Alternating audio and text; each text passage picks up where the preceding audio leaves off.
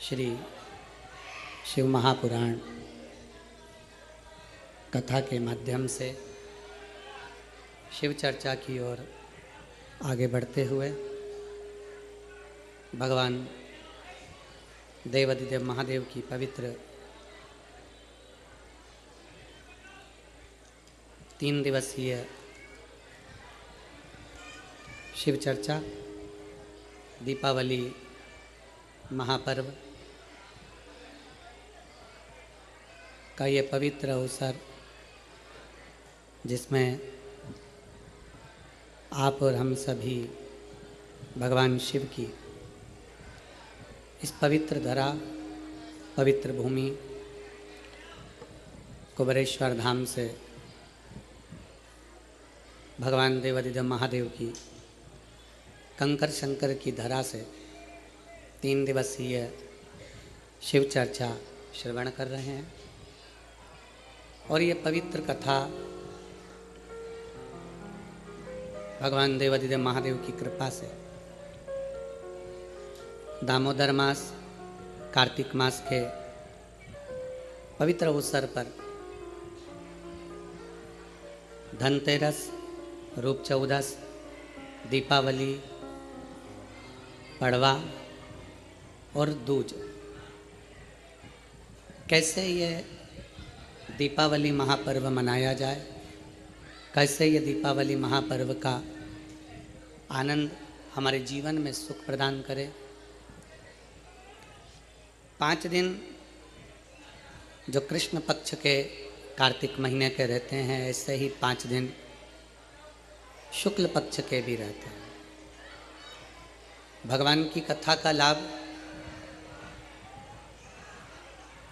भगवान की कथा का लाभ लेने के लिए आप और हम किस तरह से भगवान की अविरल भक्ति को प्राप्त कर सकते हो, किस तरह से हम भगवान की इस अविरल भक्ति को धारण कर सकते हो, ऐसी पवित्र 3 दिवसीय शिव चर्चा का लाभ आप और हम ले रहे हैं। और बड़े भाग्यशाली हैं आप सभी जो इस कुबेरेश्वर बाबा की पवित्र धरा पर 3 दिवसीय कार्तिक के महीने में दामोदर मास में शिव चर्चा श्रवण कर रहे हैं। बाबा की कृपा, उनकी करुणा, वो कहते हैं ना, मकान मिले ना मिले पर पता मिल जाना चाहिए।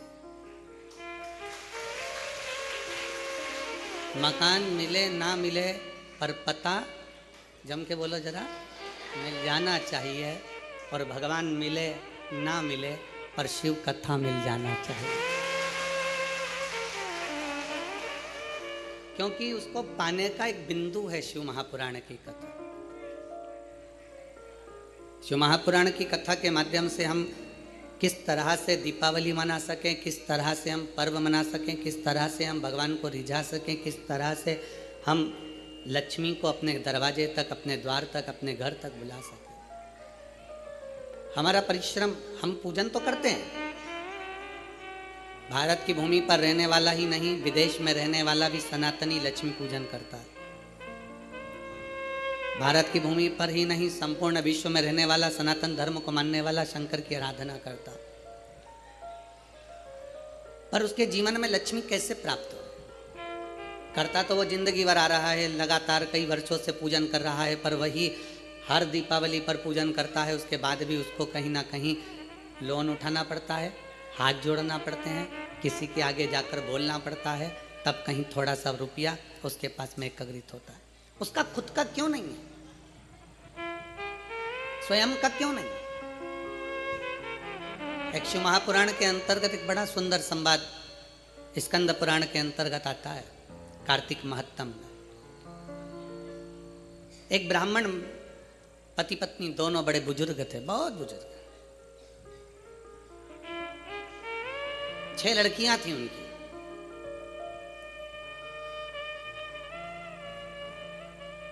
चार लड़कियों की शादी हो गई, 2 कुंवारी रही। अब 2 लड़कियां कुंवारी हैं, 4 का विवाह हो गया, अपने अपने घर पहुंच गई। पर जिनके घर में उनका विवाह हुआ वहां पर भी वो दुखी थी और मायके में भी वो दुखी थी। होता है किसी किसी के ललाट पर जो लिखा होता है उसको कौन टाल सकता है। माता पिता अपनी बेटी का विवाह क्यों करते हैं? क्योंकि अगर उसको यहाँ दुख है तो वहां जाकर सुख भोग ले। अगर यहाँ तकलीफ की जिंदगी उसने जी है तो वहां जाकर उसको अच्छी जिंदगी मिल जाए। माता पिता तो ये विचार करते हैं। भारत की भूमि पर ही नहीं, पूरे देश में रहने वाले, विदेश में रहने वाले जितने भी अपनी बेटी का विवाह करते हैं तो यही विचार से करते हैं कि हमारी बेटी सुखी रहे। और अपन लोग भी कहते हैं खुशी खुशी कर दो विदा, तुम्हारी बेटी राज करे। हर एक व्यक्ति यह विचार करता है कि बेटी जहां ब्याहे वहां सुख पाए। पर कई बार ऐसी स्थिति बन जाती है कि लड़की मायके में भी माता पिता को देखकर दुखी रहती है कि पापा मम्मी का क्या होगा, इनके पास में कुछ भी नहीं, उनके पास में क्या होगा, कौन संभालेगा इनको, कौन देखेगा इनको, कुछ भी नहीं है। भाई हो तो वो देख ले, बहनें सब अपने घर चली जाएगी, कौन देखेगा। और माता पिता भी अपना पूरा जीवन जो उन्होंने लगाया अपने बच्चों के लिए निकाल देते हैं। पर समय ऐसा आ जाता है कि बेटी का विवाह ये सोच कर करा जाता है कि वो सुख भोगेगी। पर कई बेटियों की जिंदगी में मायके में भी दुख होता है तो ससुराल में भी दुख हो जाता है। अब किससे कहे, किसके पास जाकर रोए? मायके में अगर बहुत धन होना तो पापा से कह सकती है पापा मेरे घर में ये तकलीफ है। मायके में बहुत वैभव होना तो अपनी मम्मी से कह सकती है मम्मी मेरे घर में ये तकलीफ है। पर मायका भी देखा हुआ है उसका और ससुराल भी देखा हुआ है। मायके में भी तकलीफ है और ससुराल में भी। अब किससे कहने जाएगी, किसको कहेगी वो, किससे प्रार्थना करेगी वो? तो शिव महापुराण की कथा कहती है, स्कंद पुराण कहता है कि ब्राह्मण ब्राह्मणी बुजुर्ग हैं, उनकी 6 लड़कियां हैं, 4 लड़कियों का विवाह हो गया। पर वो चारों चावल को जो मिलता है तो ब्राह्मण भी इतने विचित्र हैं वो पति पत्नी कि जो भिक्षा में मिलता है शंकर जी के मंदिर में शाम को पहुंचते हैं प्रदोष काल में, और प्रदोष काल में शिव जी के मंदिर में पहुंचकर उस भिक्षा के हिस्से कर देते हैं। और हिस्से भी करते हैं तो 5 हिस्से। अब प्रदोष काल में मंदिर में गए, मंदिर में जाकर जो भिक्षा मिली, आटा मिला, चावल मिला, शक्कर मिली, गुड़ मिला, जो भी सामग्री मिली, जो भी पदार्थ मिला, उसके 5 हिस्से कर दिए। 5 हिस्से क्यों? एक शंकर भगवान को दे देते हैं, दूसरा वो पीपल के वृक्ष के नीचे जाते थे तो एक हिस्सा पीपल का निकाल देते हैं, दूसरा वो आंवले के वृक्ष के नीचे जाते हैं तो एक हिस्सा आंवले का निकाल देते हैं, और तीसरा चौथा हिस्सा वो ले जाकर बेलपत्री के वृक्ष का निकाल देते हैं, और 5वां हिस्सा स्वयं का रख लेते हैं। 3 वृक्ष का हिस्सा हो गया, एक शंकर जी का हिस्सा हो गया, और 5वां हिस्सा स्वयं का हिस्सा। अब थोड़ा सा तो भिक्षा मिला, थोड़ी सी भिक्षा मिलने पर भी, अब इतनी सी भिक्षा प्राप्त होने के बाद, इतनी सी भिक्षा मिलने के बाद अगर वो थोड़ा सा एकत्रित कर कर ले भी गया और घर में 6 बेटियां, पति पत्नी, 8 लोगों का परिवार, उसमें से 4 का विवाह भी हो गया, तो 2 बेटी और 2 माता पिता कैसे गुजारा हो, कैसे गुजारा? विचार किया।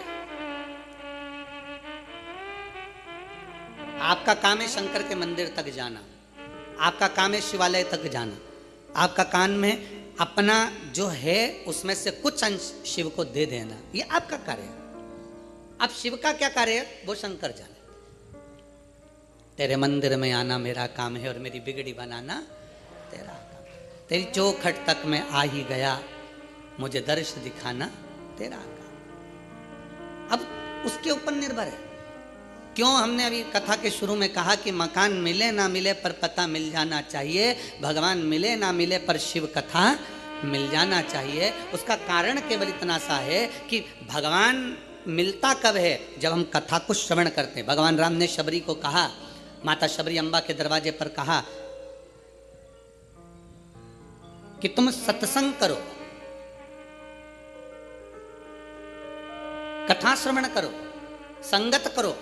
जब तुम कथा सुनोगी तुमने अपने गुरु मातंग बाबा के मुख से सुन लिया कि राम आएंगे, तुमने मेरा इंतजार करा। क्यों? गुरु के मुख से सत्संग में सुना था कि परमात्मा मिलेगा जरूर, आएगा जरूर, तो मेरा आगमन हो गया। उसी तरह कथा सुनते हैं हम और कथा में ये चीज़ सुन लेते हैं कि मैं अगर ये करूंगी तो मेरा शंकर मेरी सुनेगा। शिव जी को एक लोटा जल चढ़ाऊंगी, मेरा शिव मुझे सुनेगा। श्री शिवाय नमस्तुभ्यम बोलूंगी, मेरा शिव मेरा सुनेगा। मैं भगवान शंकर को इस तरह से बेलपत्र चढ़ाऊंगी, मेरा शंकर मुझे सुनेगा। इसीलिए शिव महापुराण की कथा कहती है भगवान मिले ना मिले पर शिव कथा मिल जाना चाहिए।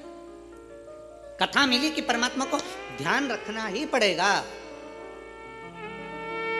बकरी चलाने वाला अपने मोहल्ले की बकरी लेकर निकल गया और बकरी वाला जब लेकर निकला है और घर के लोगों ने देख लिया कि वो बकरी लेकर जा रहा है, पहचान का आदमी और बकरी लेकर जाएगा, मतलब बकरी वाले से उसने एक ही बार कहा कि हमारे घर की बकरियां ले जा, हमारे यहाँ की गाय ले जा चरा कर लिया ना, हमारे यहाँ का ऊँट ले जा चरा कर लिया ना, हमारे यहाँ की भेड़ ले जा चरा कर लिया ना। बकरी वाले को तो केवल एक बार कहा गया, बकरी वाला रोज ले जाता है, रोज चरा कर लाता है। अब जवाबदारी किसकी है? बकरी चराने वाले की। आएगा, बकरी नहीं आई तो किससे कहेगा क्यों हमारी बकरी कहाँ है, क्यों हमारी गाय कहाँ है, क्यों हमारा ऊँट कहाँ है, क्यों हमारी भेड़ कहाँ है, उससे कहेगा। उसी तरह शिव कथा बाचने वाला हो, भागवत कथा बाचने वाला हो, चाहे कोई संत साधु गुरुजन हो, भगवान उनको भेज देते हैं कि ये संसार सागर के लोग हैं, इनको ले जाकर परमात्मा की चौखट तक भेज देना। बस तू अगर इनको यहाँ तक लेकर आ गया, फिर आगे की जवाबदारी वो शंकर की है, फिर ओघड़ दानी की है, उसके ऊपर नहीं भाषा, फिर उसके ऊपर आश्रित हो जाते हैं। अब उसके ऊपर आश्रित हो जाएं, हम क्या विचार करें? शिव महापुराण की कथा कहती है दुनिया के लोग तोड़ेंगे, आपको जुड़ना है। कितना तोड़ने का विचार? आज के जमाने में राजनीति कोई साधारण हो गई क्या? आज के जमाने की राजनीति देखिए, ब्राह्मणों को तोड़। आपकी जेब में 100 का नोट है? अरे बोलो तो जम के, चलो ठीक है। 100 रुपए के 4 हिस्से करो, कितने कितने हो गए? जम के बोलो, 25-25। ठीक है। अब 100 के नोट के 4 हिस्से कितने हुए? 25-25।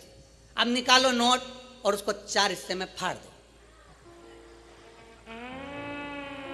और एक हिस्सा 25 में चला कर बताओ, चलेगा? दूसरा हिस्सा 25 में चलेगा? नहीं। तीसरा चलेगा?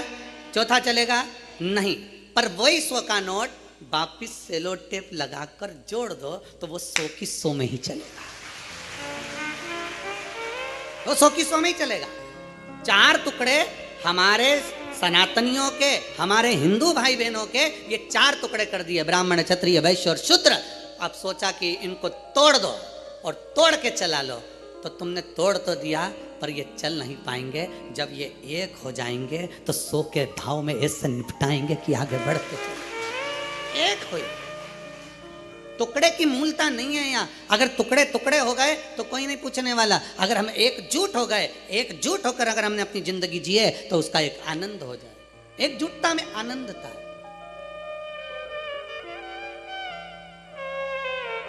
और वो एकजुटता की आनंदता हमारे जीवन की एक आनंदता को सुख प्रदान करती है कि हम कैसे अपने जीवन को जी सकते हैं।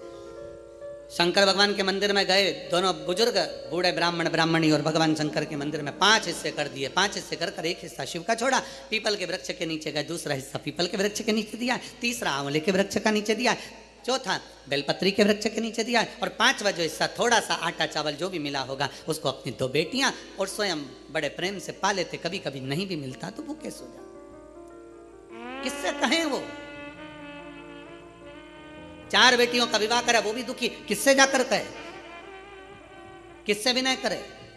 शिव महापुराण की कथा कहती है जब एक लड़की का विवाह हो जाता है और वो अपने ससुराल पहुंच जाती है, और ससुराल में पहुंचने के बाद जब वो देवाधिदेव महादेव को 1 लोटा जल चढ़ाती है तो वो लड़की का चढ़ाया गया, बहू का चढ़ाया गया, बेटी का चढ़ाया गया जल, 1 लोटा जल वो साधारण नहीं होता। पुरुष जब शिव पर जल चढ़ाता है तो उसका खुद का कुल तरता है, पर घर की बहू, घर की स्त्री, घर की माँ, घर की बेटी जब शंकर भगवान को जल चढ़ाती है तो उसमें से आधे जल का हिस्सा उसके मायके वालों को मिल जाता है और आधे हिस्सा उसके ससुराल वालों को मिल जाता है। 71 पीढ़ी वो मायके की भी तार रही है और 71 पीढ़ी वो अपने ससुराल की भी तार रही है। 71 पीढ़ी वो यहाँ भी पार लगा रही है और 71 पीढ़ी वहाँ भी पार लगा रही है। आधा हिस्सा इधर का हो गया, आधा हिस्सा उधर। एक नारी जब विवाह हो जाता है, घर पहुंच जाती है, उसका दो गोत्र हो जाता है, अपने नाना नानी का अर्थात उसके मायके का गोत्र और उसके ससुराल का। जब उसके दो गोत्र हो, स्त्री के दो गोत्र हो जाते हैं पर पुरुष के दो गोत्र नहीं होते, उसका एक ही रहता है। तो ब्याह कर लाएगा पर उसका गोत्र नहीं, वो मान्य होगा। इसलिए हमारे सनातन धर्म में जब पिंडदान करने के लिए जाया जाता है, जब गया जी पहुंचते हैं, हरिद्वार पहुंचते हैं, प्रयागराज पहुंचते हैं, काशी आदि पहुंचते हैं, पिंडदान करते हैं, तो वहां पर ब्राह्मण देवता पूछते हैं कि तुम्हारे नाना नानी का भी पक्ष बताओ और तुम्हारे दादा दादी का भी पक्ष बताओ। दो कुल देखे जाते हैं, इधर से भी उधर से। माता पिता दुखी, बेटियां दो घर में कुंवारी, समय बीतता गया। जो 4 बेटियां ब्याही थी बड़ी दुखी थी। दुखी होने के कारणवश एक बार वो अपने पिता से मिलने के लिए आई। विचार करा कि हमारे दुख हमारे माता पिता को श्रवण कराएंगे, पर माता पिता तो पहले से दुखी हैं, अब किससे कहें। ये चीज हमें सीखना चाहिए। अब अपनी पड़ोसन तो पहले से दुखी और ऊपर से तुम जाके बोलो मेरी बहू बड़ी परेशान करती। अब उससे पूछो पड़ोसन से, तो मेरी तो और जगदम्बा है।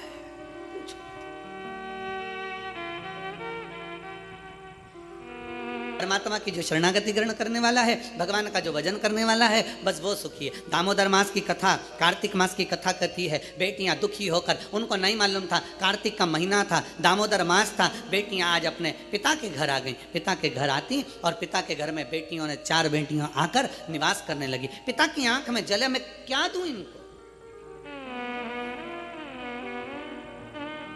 अभी तो मेरे पास में इनको देने के लिए भी कुछ नहीं है, मैं इनको क्या प्रदान करूं। कार्तिक का महीना, दामोदर मास, दोनों बुजुर्ग माता पिता ने स्नान करना प्रारंभ किया। कार्तिक का स्नान करते, शिव के मंदिर में जाकर सेवा करते, चाकरी करके दोनों पति पत्नी कुछ भिक्षा के लिए बैठ जाते। बैठते भिक्षा के लिए जो मिलता लेकर 5 हिस्से कर घर पहुंच जाते। अब 5वां हिस्सा होता भी इतना सा कि एक गासा मतलब एक कोरा रोटी का टुकड़ा या इतना सा चावल मुख में पहुंच जाए। अब 8 लोगों का परिवार और फिर कुछ प्राप्त हो जाए, बड़ा मुश्किल। आज बूढ़ी माँ ने, बुजुर्ग ब्राह्मणी ने अपने पति से कहा, सुनो 4 बेटियां घर में आई हैं और 2 बेटियां घर में हैं। मैं बेटियों का चेहरा देखकर लगता है कि बेटियों को तकलीफ बड़ी बहुत दुख। कहते हैं दुनिया में बुखार नापने का भी एक यंत्र मिल सकता है, बीपी नापने का एक यंत्र मिल सकता है, दुनिया में शुगर नापने का भी यंत्र मिल सकता है, सारी बीमारियां नापने का यंत्र मिल सकता है, पर दुनिया में किसी का दिल नापने का यंत्र नहीं मिल सकता। दिल को नापना बड़ा, उसका यंत्र नहीं है, और उसका यंत्र है केवल एक माँ। घर का पिता और घर की माँ एक ऐसी होती है जो घर में रहने वाली बेटियों का, घर में रहने वाले बेटों का, घर में रहने वाली बहुओं का, घर में रहने वाले पोता पोती का मुख देखकर जान जाती है कि इसको क्या तकलीफ है। वो यंत्र केवल माता पिता के पास होता है। केवल एक माँ और पिता के पास के सिवा कोई यंत्र किसी के पास नहीं हो सकता। और शास्त्र कथा, शिव महापुराण की कथा कहती है 3रे नंबर पर आता है गुरु। वो यंत्र एक गुरु के पास भी होता है। पर माता पिता अपने बच्चे से कह देते हैं कि तुझे ये तकलीफ है, पर गुरु कभी नहीं कह सकता कि तुमको ये तकलीफ है। गुरु हमेशा यंत्र है, उसके पास में भी वो यंत्र होता है कि वो देख लेता है कि कितना दुखी है, पर गुरु नहीं कहता कि ये दुखी है। गुरु हमेशा कहता है मुस्कुराइए, खुश रहिए, सुखी रहिए। और मुस्कुराता हुआ गुरु अपने सामने से निकल कर चले जाए, देखता हुआ मुस्कुराता हुआ चले जाए, समझ लेना कि गुरु ने वो यंत्र से नाप लिया है और गुरु ने तुझे देकर कुछ भेज दिया है। वो गुरु है, नहीं देगा गुरु कुछ भी, कुछ नहीं देगा। तुम विचार करो, किसी गुरु के पास में करोड़ों का धन हो ना, तो गुरु जी के पास जाकर कहना गुरु जी करोड़ों का धन हमको दे दो, ना देगा गुरु। गुरु कभी नहीं देगा। आप गुरु जी के पास जाकर कहना गुरु जी तुम्हारे पास में इतना है हमको थोड़ा बहुत दे दो, नहीं देगा गुरु, बिल्कुल नहीं देगा। क्यों? क्योंकि गुरु जानता है आज अगर मैंने इसको थोड़ा दे भी दिया ना, तो ये मेरे पास नहीं आएगा तो दूसरे के पास जाएगा और इसकी मांगने की आदत पड़ जाएगी। पर गुरु देता नहीं है, पर गुरु उसको निगाह से देखकर मुस्कुरा कर ऐसा वर देकर चले जाता है कि अब तुझे मांगना नहीं पड़ेगा, तू उससे प्राप्त खुद कर सकता है। हम किसके दरवाजे पर जाएं? बुजुर्ग माता पिता ने विचार करा, बूढ़ा बूढ़ी ने विचार करा, हम करें तो करें क्या। विचार करते करते आंखों में जल भर गया। बेटियों का भरण पोषण कैसे करा जाएगा, बेटियों के लिए क्या करा जाएगा। दोनों पति पत्नी चले रोते रोते, नेत्रों में जल भरते हुए। पति ने कहा चिंता मत करा, 5वां हिस्सा लेकर जा रहे थे और सारे वृक्षों के नीचे हिस्सा देते हुए चले जा रहे थे। दामोदर मास था, कार्तिक का महीना था। आज पत्नी के मुख से निकल गया, थोड़ा सा घी आया हुआ है, एक काम करते हैं 5 जगह इस घी का हिस्सा करना है, तो भगवान के मंदिर में दीप लगा देते हैं। पति ने कहा घी तो आया है पर कपास नहीं है। पत्नी ने अपने तन की साड़ी को फाड़ लिया। ब्राह्मणी ने तन की साड़ी को फाड़ कर बाती बनाकर एक शंकर जी के मंदिर में लगा दिया। दूसरी बाती उसने भगवान पीपल देव के नीचे लगा दिया और तीसरी बाती उसने आंवले के वृक्ष के नीचे लगा दिया और चौथी बाती उसने बेलपत्र के वृक्ष के नीचे लगा दिया। 4 बाती शिव महापुराण का स्कंद पुराण कहती है, ब्रह्म वेवर्त पुराण कहती है, हमारा शास्त्र कहता है, कुर्म पुराण कहती है, विष्णु पुराण कहती है कि पीपल का वृक्ष, बेलपत्री का वृक्ष और आंवले का वृक्ष, शास्त्र कहता है कार्तिक के महीने में इन 3 वृक्ष की जड़ में स्वर्ग स्वयं आकर निवास करता है। स्वर्ग स्वयं आकर निवास करता है। इन 3 वृक्ष की जड़ में स्वर्ग स्वयं आकर विराजमान करता है। और चौथे नंबर पर कहा गया कि जहां तुलसी का पौधा होता है, कार्तिक के महीने में तुलसी के पौधे की जड़ में गोलोक धाम आकर निवास करता है। स्वयं भगवान कृष्ण का धाम आकर निवास करता है। पति पत्नी विचार करते ब्राह्मणों का वास होता है। पीपल देव को इशारा कर कर जैसे ही पहुंचे, पीपल के वृक्ष में से एक लड़की निकल कर बाहर आई, काका मुझे तेरे साथ चलना है। इतने में पत्नी पति से कहती है अपने घर में 6 लड़कियां पहले से, कैसे लेकर जाएं इसको। पति कहता है देख वो उसका कोई नहीं है, पीपल के पेड़ के नीचे बैठ के रो रही है, ले चल। पत्नी ने हाथ पकड़ा, आगे बढ़े, आंवले के वृक्ष के नीचे पहुंचे। जैसे आंवले के वृक्ष के नीचे पहुंचकर जैसे ही उन्हें दिया लगाया और दीप जैसे लगाया, इसलिए लक्ष्मी का दीप कभी भी गोल बत्ती का नहीं होता। लक्ष्मी का दीप हमेशा लंबी बत्ती का होता, हमेशा लंबी बत्ती का होता। शिव महापुराण की कथा कहती है बाती जो लगाई जाती है दीपावली पर लगाओ, चाहे आप धनतेरस पर लगाओ, चाहे आप रूप चौदस पर लगाओ, चाहे पड़वा पर लगाओ, चाहे दूज पर लगाओ, बाती हमेशा लंबी होना चाहिए। लंबी बाती, चाहे तेल की लगा रहे हो चाहे घी की लगा रहे हो, भाव से। वैकुंठ ये सुंदर रूप चौदस की जो पूजन का विधान है, आपको धनतेरस की पूजन का जो विधान बताया था, धनतेरस की पूजन का जैसा विधान था, पहुंचकर पाटे को बिछाकर चौक पूर कर जिस थाली में आपने स्वस्तिक बनाकर जो सिक्का रखा है, उसी में एक सिक्का और रखकर उसकी पूजन अर्चना करना है। वैसे की वैसे ही जैसा पहले कल कहा गया, रोली चावल हल्दी मोली मेहंदी सिंदूर आदि सब चढ़ाते हुए, और साथ में 2 दीप लगेंगे। रूप चौदस के दिन 2 दीप है। एक दीप है घी का लंबी बत्ती का जो लक्ष्मी जी के सीधे हाथ पर आएगा। दूसरा दीप है घी का दीप भी आटे का आएगा और तेल का दीप भी आटे का आएगा। जो तेल का दीप लगेगा वो थोड़ा सा दिया बड़ा लेना, उसमें 4 लंबी लंबी बत्तियां रखना, सरसों का तेल या मीठा तेल या तिल्ली का तेल जो भी मिल जाए उसके अंदर डाल लेना। 4 बत्ती ये लक्ष्मी जी के लेफ्ट हैंड की ओर आएगी। उसी आटे का तेल का जो दिया रहेगा उसके अंदर या तो पीली सरसों या काली सरसों जो राई होती है, सरसों होती है, उसके थोड़े से दाने उसमें डाल दिए जाते हैं। लक्ष्मी जी का पूरा पूजन बड़े भाव से करिए। जल का छिटा दीजिए, रोली चावल मोली हल्दी जो भी है आपके पास समर्पित करने के लिए पूजन की थाली में वो समर्पित करिए। मीठे का भोग लगाइए और भोग लगाने के बाद में बड़े प्रेम से 5 कमलगट्टे, 5 हल्दी की गठान, 5 अमर बेल के टुकड़े। अमर बेल होती है एक लंबी सी बेल, पेड़ों पर चलती है पीले कलर की, जो कि पूरे पेड़ पर छाई रहती है। उसको कहीं पर भी डाल दिया जाए वो बढ़ती चली जाती है। वो हमारे वंश की वृद्धि के, लक्ष्मी की वृद्धि के लिए श्रेष्ठतम मानी जाती है। 5 टुकड़े अमर बेल के, 5 हल्दी की गठान, 5 कमलगट्टे दोनों हाथ में लेकर माँ लक्ष्मी से प्रार्थना करते हुए उन सिक्कों पर समर्पित कर दीजिए। सिक्कों पर समर्पित कर कर जो घी का दिया लगाया है तुमने लक्ष्मी जी के सीधे हाथ पर, उसको उठाकर माता की आरती कर लीजिए। जो तेल का दिया है, घी का दिया वापस रखकर आरती के बाद में जो तेल का दिया है 4 बत्ती वाला जो तुम जला कर रखी हो, उसको पूरे घर में घुमाकर, रूप चतुर्दशी के दिन, रूप चौदस के दिन, नरक चौदस के दिन पूरे घर में घुमाकर, सारे घर के दरवाजे खोलकर बड़े प्रेम से घुमाकर मुख्य द्वार के बीच में, जो घर से बाहर निकलने वाला द्वार है, उसके ठीक बीचों बीच हुए दिया रखकर जब वापिस आए, माता लक्ष्मी को झोली पसार कर प्रणाम कर कर कहें, माँ हमारे घर में निवास करो, आपका भंडार सदा भरा रहे, खाली ना हो। हे माँ, जैसे हम दामोदर मास की कथा का रसपान कर रहे हैं, कार्तिक मास की कथा को श्रवण कर रहे हैं, जैसे हमने कार्तिक के महत्व को जाना है और उस महत्व को जाना कि लक्ष्मी भगवान शिव की आज्ञा से जाती हैं, नारायण की आज्ञा से जाती हैं, उसी तरह आप हमारे घर में शिव और नारायण की आज्ञा से विराजमान होइए। माँ को प्रणाम करिए बड़े भाव के साथ। ऐसी ही ये रूप चतुर्दशी की पूजन का विधान है। ये रूप चतुर्दशी की पूजन का विधान, जो थाली अपने धनतेरस के दिन रखी है, उस थाली को आप रात्रि को हटा सकते हो, दूसरे दिन फिर वही थाली रखा जाती है। तीसरे दिन दीपावली का जो पर्व होगा, कल की कथा में आपको 2 बजे से 5 बजे तक जो कथा होगी कल की, आज की कथा तो 9 बजे से 10 बजे तक है, पर कल की कथा 2 बजे से 5 बजे तक होगी। 2 से 5 इसलिए रखी है क्योंकि उसमें 3 दिन की पूजन का विधान बताना है, एक दीपावली का, फिर पड़वा का, फिर दूज का। तो बड़े प्रेम से उस कथा को, कल की कथा को अपन 2 बजे से 5 बजे तक श्रवण करेंगे। भगवान को अपने हृदय की बात, अपने चित्त की बात, अपने मन की बात बाबा को प्रार्थना करते हैं। और हम तो निवेदन करेंगे, प्रयास करिए,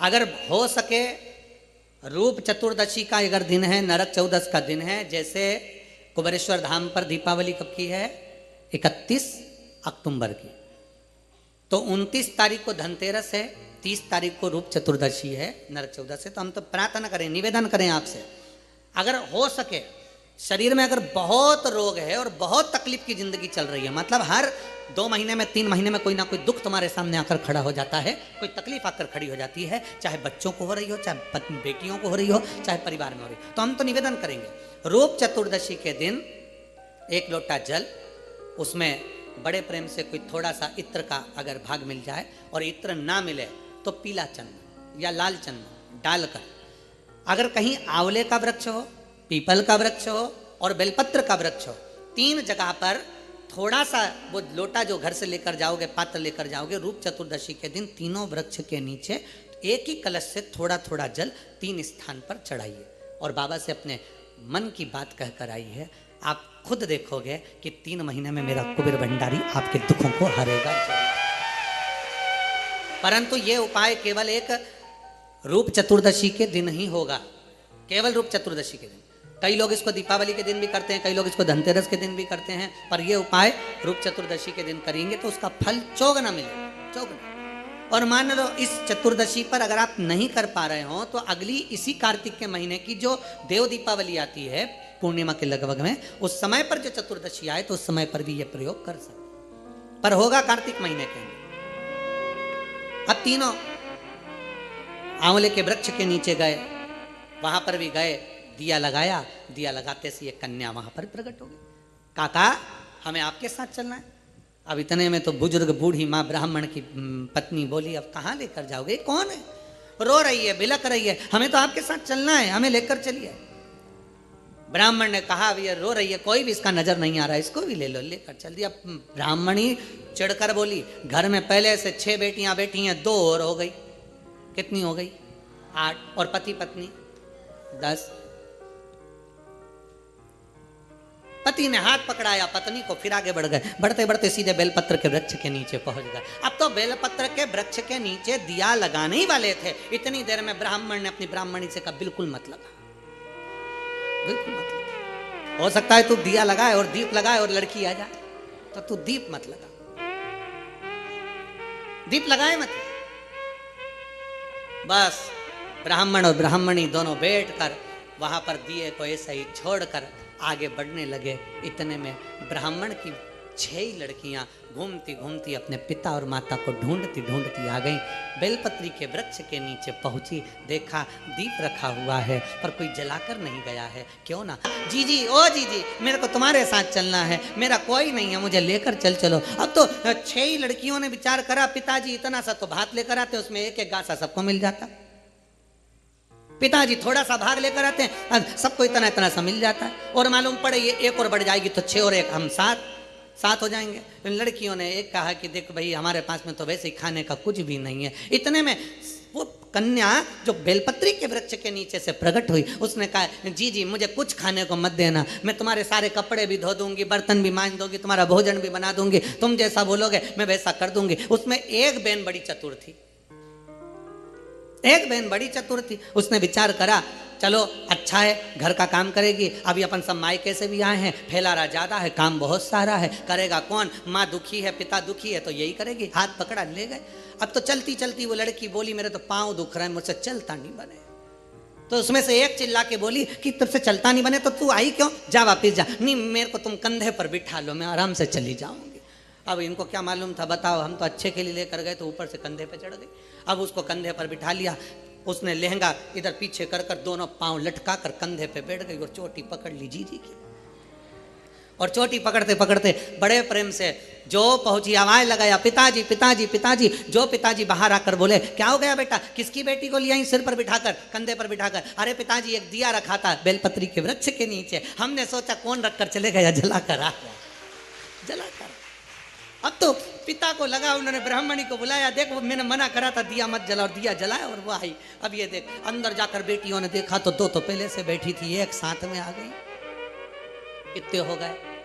सब मिला के 11। अब 11 की 11 एकत्रित हो गए।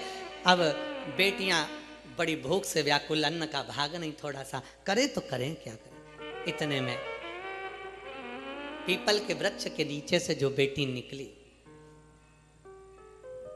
आंवले के वृक्ष के नीचे से जो बेटी निकली, बेलपत्र के वृक्ष के नीचे से जो बेटी निकली, ब्राह्मण पिता ने और ब्राह्मणी ने दोनों ने मिलकर उन तीनों का नाम पावनी लक्ष्मी रख दिया। कौन सी लक्ष्मी? पावनी। पावनी का मतलब जानते हो? पावनी का मतलब होता मेहमान। कौन सी लक्ष्मी है?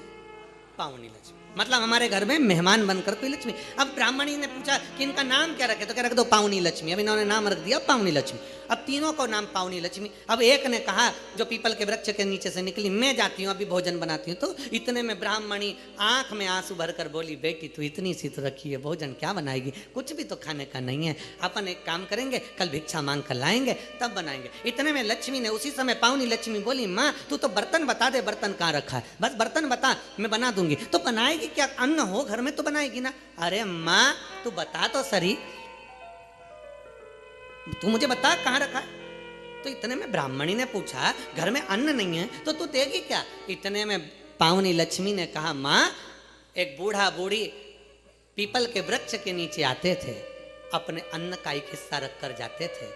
शंकर भगवान बोले हैं उनके अन्न का पूरा हिस्सा चुका कर आना है, इसलिए मैं तुम्हारे दरवाजे भोजन कर कर बर्तन मंज कर रखे ही थे। कोई रिश्तेदार कभी नहीं आता था क्योंकि धनी नहीं था।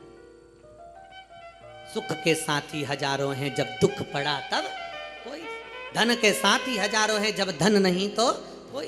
अब धन नहीं, कोई रिश्तेदार नहीं आता था। आज सब भोजन कर कर आराम से बस चक होकर खूब आनंद में रह रहे थे, खूब प्रेम से बात कर रहे थे। इतने में जो मामा कभी नहीं आता था वो मामा आ गया और मामा आकर दरवाजे लगाया, दरवाजा बजाया और आवाज बजाकर जैसे दरवाजा बजाया जीजी आई बाहर। बहन ने कहा भैया तू इतने सालों के बाद आज आया है, कैसे आना हुआ? बहन यहाँ से निकल रहा था, बहुत भूख लग रही थी, सोचा तेरे घर का भोजन करते हुए चले जाऊं। अब ब्राह्मणी ने मन में सोचा जो भोजन था वो तो सब हम खा गए, 11 की 11 पूरा निपटा गए, कुछ बचा तो है नहीं। अब तुझे दे तो दे क्या प्रदान करें। इतने में दूसरी लक्ष्मी पावनी, दूसरी लक्ष्मी आंवले के वृक्ष के नीचे की बोली अरे माँ क्यों चिंता करती है, तुम्हारा मामा तुम्हारा भाई हमारा मामा बिठा, अभी हमें भोजन बना के लाती। दूसरी ने जैसे कहा भोजन, तो इतने में ब्राह्मणी ने कहा कि भोजन पहली वाली तो दे दी पीपल का भाग, अब तू कहाँ से लाएगी। दूसरी बोली एक ब्राह्मणी आते थे आंवले के पेड़ के नीचे भिक्षा रख कर जाते थे, हिस्सा मेरे को भगवान शंकर जी बोले हैं उनका हिस्सा पूरा चुका कराना, इसलिए मामा को भी खिला कर भेजती हूँ। जो भोजन बनाया मामा तो चक खाया, वहीं पड़ गया, वहीं सो गया। मामा जैसे सोया खूब आनंद में रहे।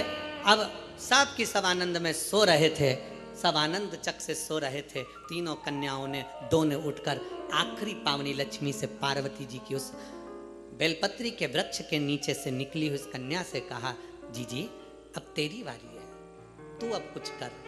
पावनी लक्ष्मी ने कहा चिंता मत करो। ब्राह्मणी को जगाया और ब्राह्मणी से कहा एक काम कर, पूरे घर का कोठा साफ कर दे, झाड़ू को घर के पीछे रख दे, चलनी पर कपड़ा ढाक दे, सूपड़े को छुपा कर रख दे, और मैं इस कोठे में सोऊंगी, तू बाहर सो जा। बेटा, ब्राह्मणी बोली कोठे में तो तुझे डर लगेगा। ना ना माँ, तू बाहर सो, मैं कोठे में सोऊंगी। बेलपत्र के वृक्ष से निकली हुई वो कन्या कोठे में सोई। कन्या ने जो दृष्टि करी, चारों तरफ पूरा धन से कोठे को भर दिया, भर कर बाहर निकल गई।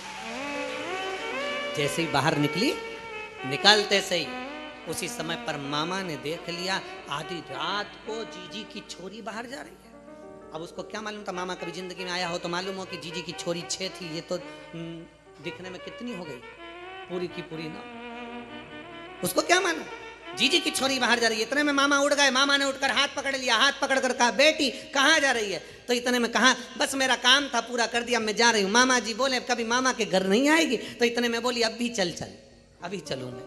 हाथ पकड़कर मामा बेटी को घर लेकर गए। मामा की दशा भी ठीक नहीं थी। कहा, मामा चलनी को ढाक दे, झाड़ू पीछे रख दे, कोठे को लेपन कर दे, मैं यहाँ सोऊंगी। मामा कहे, बेटा अकेली कहाँ सो पाएगी? कहा, मामा तू जा। मामा को बाहर भेजा, कोठे को धन से भर दिया। तीनों बेटियां एक जगह से इकट्ठी होकर चली तो ब्राह्मणी ने हाथ जोड़कर कहा, तुम कौन हो? कौन हो? कहा, बाबा दामोदर मास में कार्तिक के महीने में तुमने शिव की अर्चना करी, शंकर के मंदिर का झाड़ू बुआरी कर कर दीप का दान किया, पीपल के वृक्ष का दीप दान करा, आंवले के वृक्ष का दीप दान करा, बेलपत्री के वृक्ष का दीप दान करा, तो शंकर भगवान की करुणा से हम तीनों ने आपका भंडार भरा। भगवान ब्राह्मण ब्राह्मणी बड़े आनंद में झूमने लगे। ये शिव तत्व, ये शंकर की अविरल कथा है। कार्तिक महीने में दीपदान का बड़ा महत्व है। इसलिए दीपावली की रात्रि को यहाँ कुबेर भंडारी के दरवाजे पर लोग आते हैं, 11 दीप घी के जला कर जाते हैं, दूसरे दिन बाबा का खजाना लेकर जाते हैं। तो ये तो दिल से लोग बाबा के दरवाजे पर आते हैं। और आपको तो बड़े प्रसन्नता, 31 तारीख को दीपावली महापर्व मनाकर लोग 1 नवंबर को बाबा के दरवाजे पर आकर खजाना लेकर बाबा का भजन कर कर जाते।